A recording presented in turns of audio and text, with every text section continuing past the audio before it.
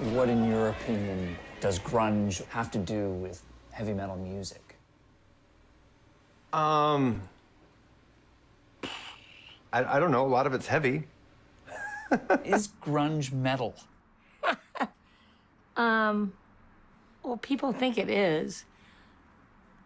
And I guess it might be a little bit, but I don't really believe it is. Some of the music was pointedly aggressive, and I guess that some of that would be considered, metal. But I don't think any of us thought of it in that way. The heavy metal tradition always had a kind of emphasis on virtuosity or on vulgar exhibitionist musical tendencies. There was always a kind of flamboyance, almost a camp element to heavy metal. And the grunge bands were all much more straightforward in their presentation. There wasn't a fireworks show. There wasn't a wall of Marshall amplifiers. There wasn't a massive drum kit. And in a lot of cases, the musicianship was not necessarily, rudimentary is the wrong way to put it.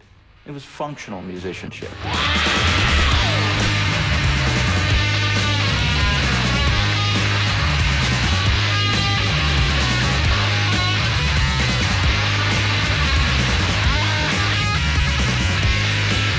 Why do you think that sometimes grunge hasn't been included in the story of metal?